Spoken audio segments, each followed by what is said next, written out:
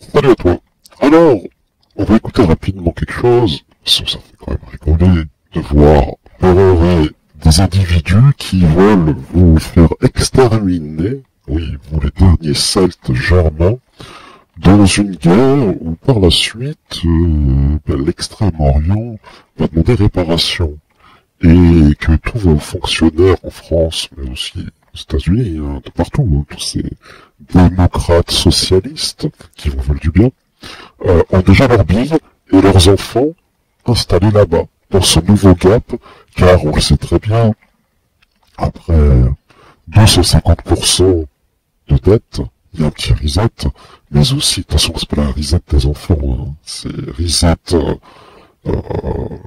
un nouveau coup de piston dans un nouveau moteur.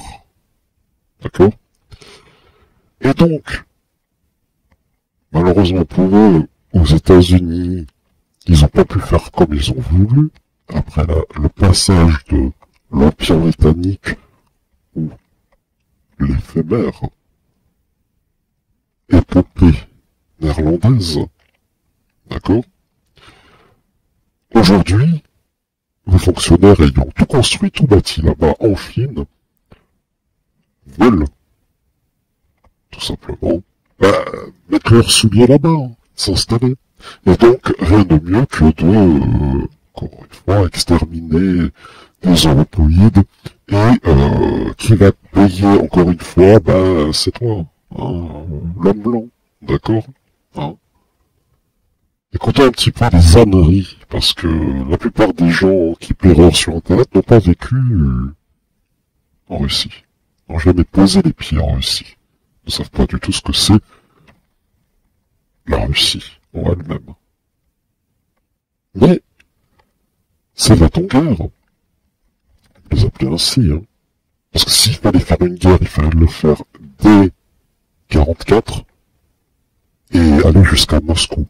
Et ne pas du tout mettre des croche-pattes ou des pare-feux à tous les hommes blancs qui voulaient en finir et en découdre avec tout ce paradigme boucle communiste, hein, à la française.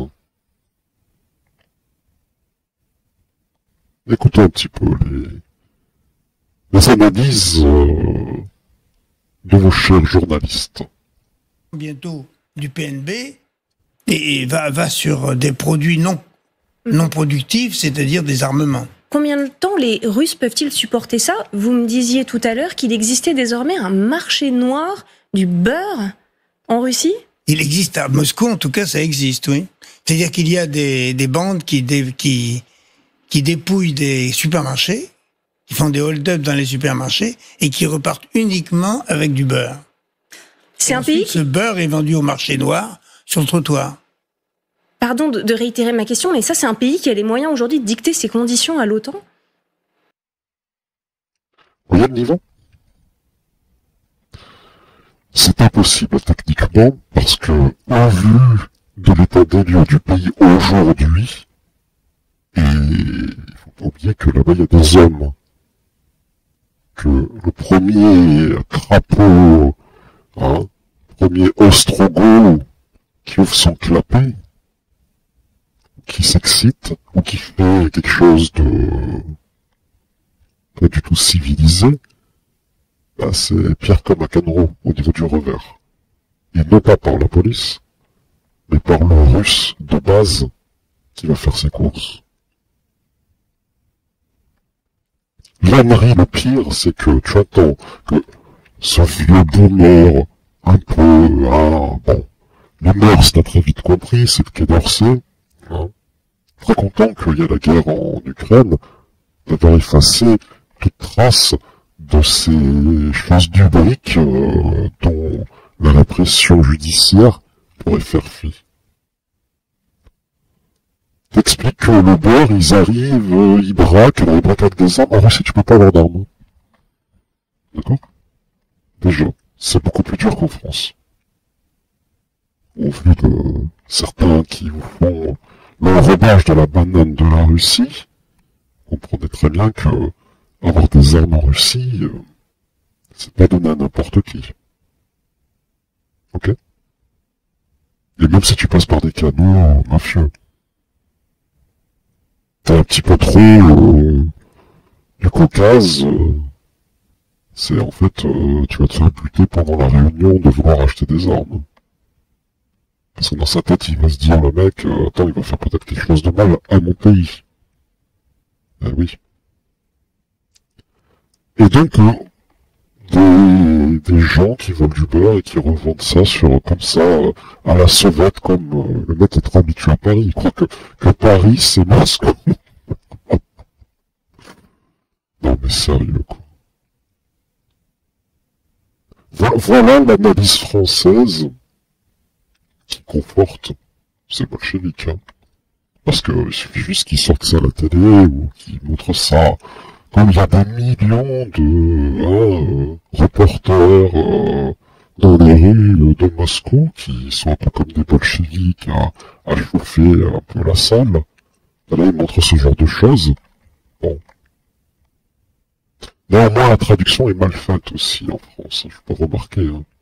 C'est des choses qui sont dites en russe, ouais, ça passe, ils comprennent rien. Bah, c'est vrai que vous êtes tellement à des années-lumière dans votre racine, et que vous êtes même pas celte et germain, ou nordique, d'accord, que vous êtes un amalgame andalou de la galaxie d'Istre, à un QI très bas,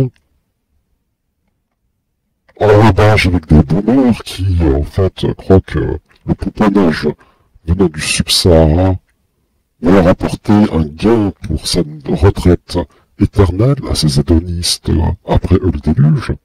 Il est clair que l'information est pourrie. Bon, si tu vas sur Internet, c'est encore pire. Hein. Je veux dire, là, c'est... On va dire, c'est gentillé. Quelqu'un qui connaît très bien les choses, comment ça fonctionne. Le pays russe, bon, c'est un biais de confirmation correct. Sur Internet, vous avez pire. Hein. Ah, vous avez un pape depuis 2020 qui raconte que des âneries. Hein. Sur ce, je vous laisse, les Français. Ah, peut-être... Parlons du beurre, ouais, tiens. C'est les Allemands hein, qui ont importé cette chose-là en Russie.